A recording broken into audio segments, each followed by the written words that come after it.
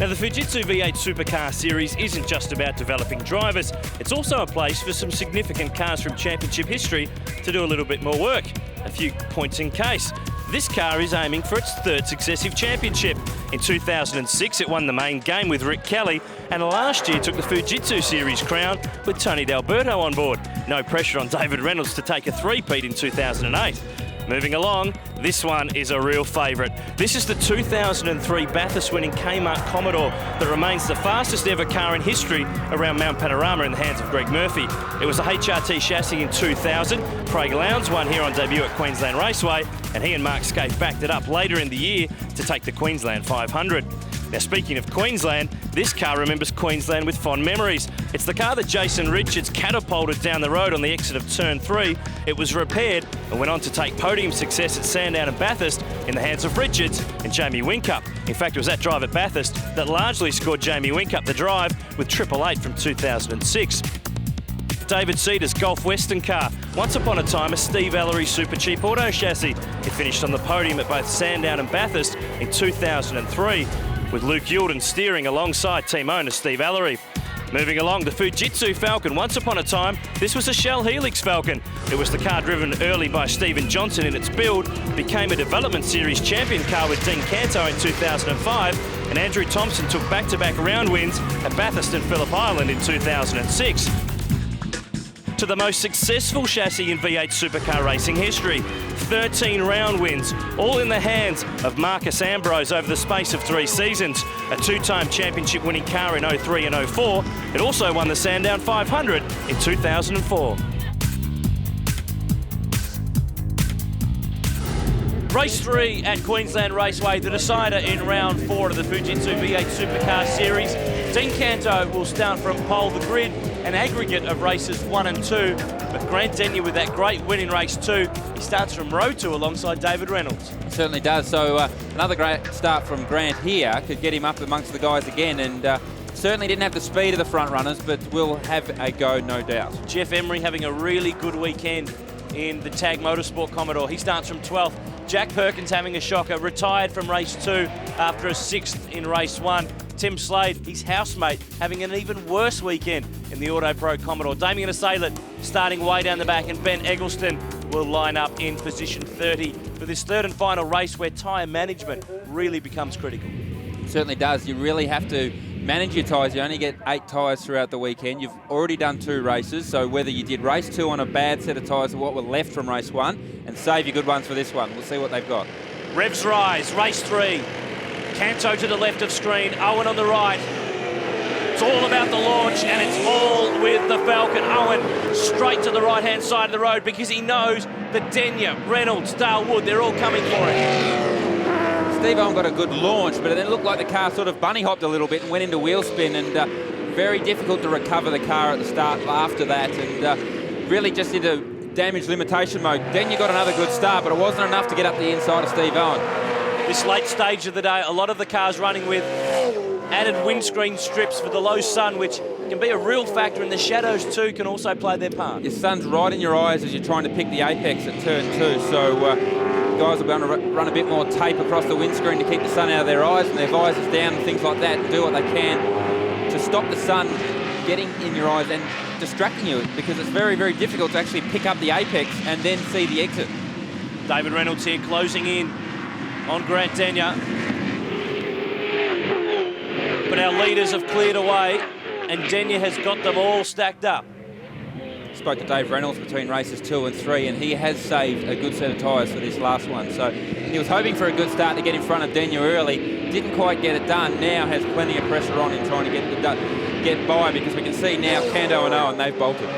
Marcus Sukanovic trying to get a run on Craig Baird towards turn 1, and look at the bumps. That is getting worse every year. Well, we wonder every year when we get back there whether they get any worse or not, and certainly decided after this year that they are much worse. And not only on the way into the corner, but in the middle of the corner there, you can see a graphic example of that from Dave Reynolds' car. Right in the middle of turn 2, the car was sort of side rocking, and that unsettles the car and sends the car sideways late in the race. Now Reynolds trying to go around the outside at turn 3. And Dale Wood was lined up there to slip up the inside of Reynolds. Denyer, who's struggling in this early part of the race. Wood, the Greg Murphy Racing Commodore, goes on by. And now Webb, who's on the wrong side for the next one with David Reynolds, but Owen and Canto have cleared away. They've gone. So now it's really we're watching here is a battle for third, because I can't see that these guys, with the pace we've seen earlier in the weekend, once they get clear, they're going to run the 2 leaders down. So we're going to have 2 distinct battles, the one for the win and the one for the spot on the podium. Just looks like in this early part of the race that Denny just doesn't have pace. Now, drama at turn 1, and I'm not surprised. Tim Slade involved again. That's certainly not a slight on him, but everything else that's bad that's happened this weekend has happened to Tim Slade. Yeah, he certainly walked under a ladder or run over a black cat or done something this weekend, because couldn't see what caused it, but Tim just lost at turn 1 and now has the long, lonely chase of the field. Dale Wood will drive with Mark Noski at Phillip Island and Bathurst for Sprint Gas Racing. David Reynolds will line up in Paul Dumbrell's Autobahn HSV dealer team Commodore. Jonathan Webb, he'll be with Shane Van Gisbergen in the SP Tools Falcon. So no real surprises that all the guys running at the front have got endurance race gigs later in the season. That's right. It's really, really difficult to find guys with good experience to race in the Enduros, and you're always going to look straight at the Fujitsu series. They've got relevant experience driving the cars. They've got miles all throughout the year, so you really need to get the guys signed up nice and early. They've got plenty of miles in these cars. Give them plenty of miles in the main game cars so that when Phillip Island and Bathurst come around, they're fully up to speed. Now, there's a young guy in here called Craig Baird who I think you should take a look at. Well, I don't know if he's a young bloke, but he's done plenty of miles this weekend. It's a good test to see how fit he is, because he's raced everything except the tractor, so we'll see how he goes at the end of the weekend. Now, Webb around the outside at turn 4. It pretty much is a no-go zone around there. Home track for Jonathan Webb, who's part of the Stone Brothers racing team, so he'll be looking to get a good result in this one. Dean Canto leading the way in race 3. Can he break through in 08? We'll find out after the break.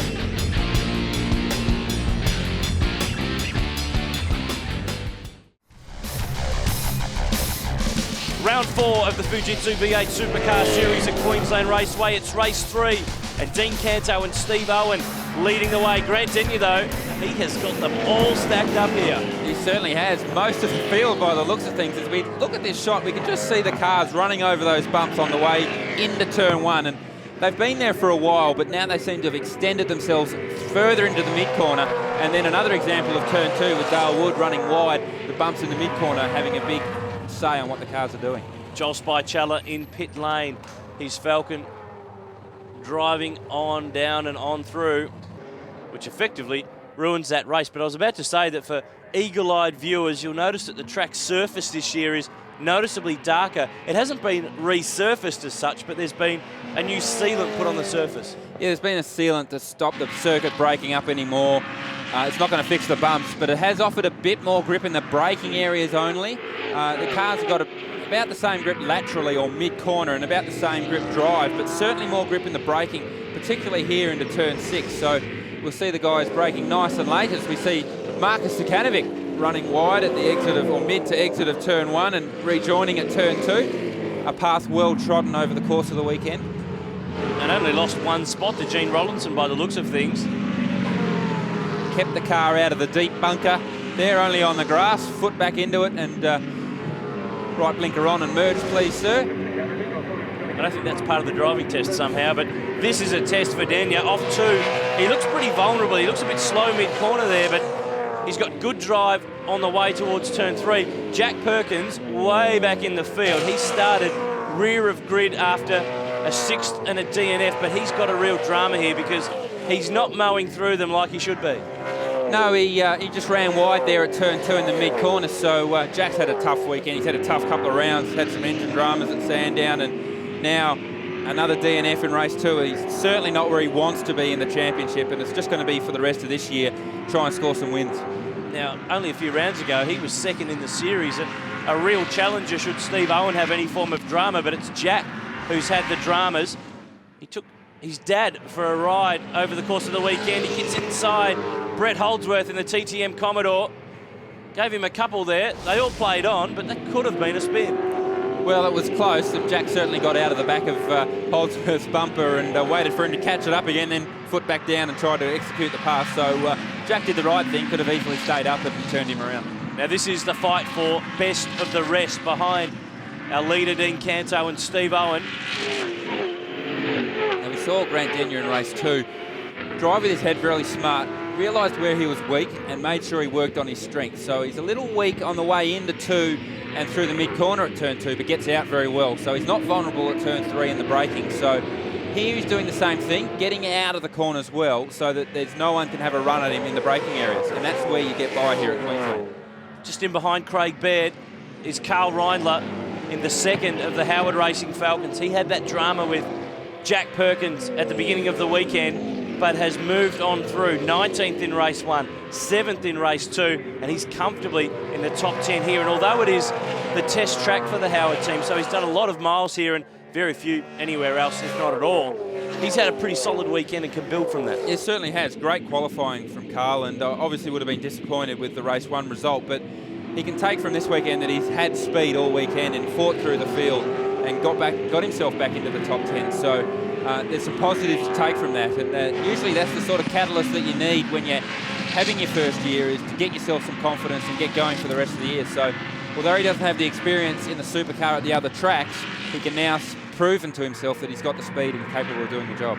David Reynolds, the reigning Porsche Carrera Cup champ, former Formula 4 champ, pretty consistent weekend, a 4th and a 6th in the 2 races so far, but still trying to get the best out of qualifying with the brand new tyre. Remember, it's his first year driving a V8 supercar on a regular basis. Yeah, has great speed in the races, Dave, and I speak with Dave regularly at HSV, and he's really frustrated that he can't get the most out of the car in qualifying, because he knows he's fast enough and he knows the car's fast enough. It's just a matter of experience, and with the Porsches, where he's used to have a lot more experience, you can do your qualifying run and the tyre just gets better and better and better all the way through the session. With the Dunlop control tyre in V8 supercar racing, you need to do your lap time very early on.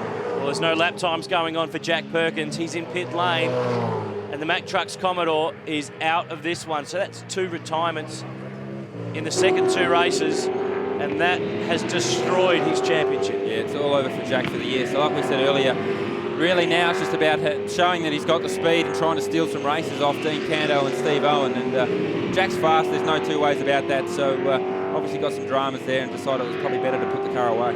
Here's Andy Knight in the second of the Matthew White Falcons. You'll notice down the side, Toyota Racing Series.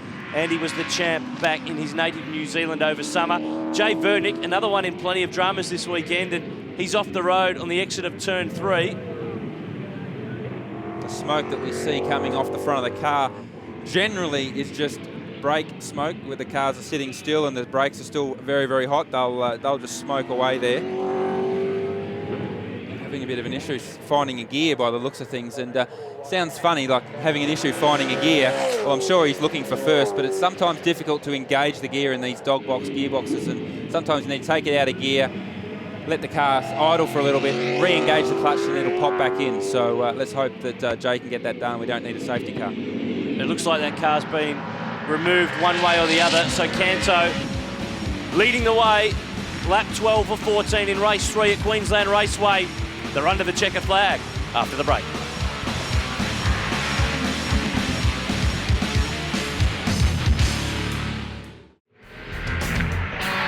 The pressure is still on at Queensland Raceway, and it's all on Grant Denyer.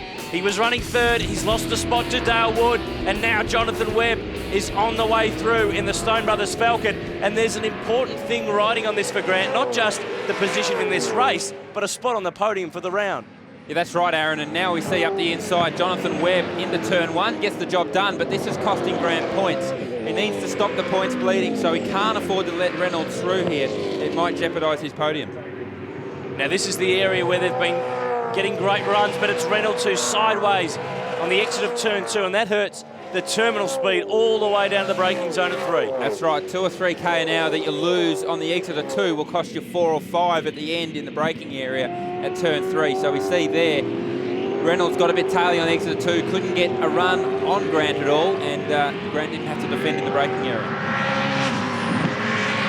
Lap 13 of 14, he's nearly got the job done. And it's been a while since he's been on a podium, but he's under real pressure a little at wide turn at 4. And that's Sam Walter up the inside of Craig Baird, who gets it sideways on the exit of 5 and has got Carl Reindler heading on down the outside. Reindler get around the outside. See, look at the brake disc on Craig Baird's car, glowing red. Works though, because he managed to get up the inside and keep Reindler out, who's now going to come under fire from Michael Trimble. And the Global Jet Commodores had a pretty difficult weekend, a 17th and 11th in the 2 races so far. But here is where the pressure is at. Last lap at Queensland Raceway, and there's a spot on the podium up for grabs for Grant Denyer. David Reynolds solid in the championship fight, and he won't do anything too silly here. No, Reynolds has got a championship to think about because he's now clear in second place, so he needs to think about that. Denyer obviously wants the podium, so these guys, I don't know that they'll race tooth and nail for this, but they've certainly got different agendas and they'll be thinking of different results. Out front though, it's all about Dean Canto. He's had a drought this season. Howard Racing has had a drought for virtually a full season. Finally, the drought will be broken on home soil at Queensland Raceway. Dean Canto, his second race win for the weekend. He takes round 4 of the Fujitsu V8 Supercar Series. A very happy Howard Racing group on pit wall, clapping their man home as we see Dale Wood, Jonathan Webb and Denyer does hold on in front of David Reynolds. And that's enough to give Grant third for the weekend, but Canto's win makes him now the winningest man with the most round wins in the history of the Fujitsu Series. Steve Owen in second from Dale Wood, Sam Walter in 7th, really solid weekend, and Carl Reindler and Michael Trimble fighting their way back up into the top 10. Jeff Emery, solid and consistent in 13th spot. Tony Bates in 19th, and Tim Slade, after the weekend from hell, manages to bring it home, at least in the top 20. But Dean Canto, it's been a while between drinks. He takes the race and the round. Denyer makes his way onto the podium by 6 points over Dale Wood. David Reynolds in 5th from Jonathan Webb. A one-off drive for Craig Baird lands the Kiwi in 7th. And Zakanovic and Carl Reindler round out the top 10. But it's Grant Denyer's first podium since 2005. Yeah, I might have to start taking this game a little bit more seriously than I have. I feel pretty unfit. I'm going to have to back off making television and start doing more racing. It feels amazing, you know, to be on the podium. It's only the second time I've ever done it in V8 Supercars, and it comes after the last round, having my first win, front row the round before, so starting to build some momentum. And Matthew White has, together with us, put together a great team. So, yeah, I'm really proud. It was a pretty tough weekend. We lost our best motor Friday. The car was a bit tricky all weekend, but if we can have a bad round like this and still increase the championship lead by 40 points, you know, that's what'll count at the end of the day for the championship. So just keep taking the sensible approach, and you know, if we know we didn't have to do anything silly this weekend. You know, Dean's still back in 6th or so in the championship, so we just keep a level-headed approach, and you know, and hopefully we'll be there at the end of the year. Yeah, it's been a tough year. We had a tough start at Clipsal with a mechanical failure, but a few stupid errors on my behalf throughout the rest of the year, and sort of consoled where we were. Qualified strong this weekend, and the car's been great. It's our home test track, obviously, and to come away with 2 wins and a second from the reverse grid race, we're very happy. And the round win moves Dean Canto now up to 3rd in the Fujitsu V8 Series points. Steve Owen in a commanding position in the championship lead over David Reynolds. Heartache though for Jack Perkins. He slipped all the way back to 10th. Certainly has, and Jack will be disappointed with that, but very tight championship battle for second. That's going to be interesting to watch. And Grant Denyer now is certainly in the mix in the championship. The next round, round 5 of the Fujitsu V8 Supercar Series. That's at Winton Motor Raceway in Benalla, Victoria, and it's on August 1 to 3. But that's it for this round of the Fujitsu V8 Supercars from Queensland Raceway. Dean Canto back in the winner's circle in 2008. On behalf of Garth Tander, I'm Aaron Noonan. We'll see you next time.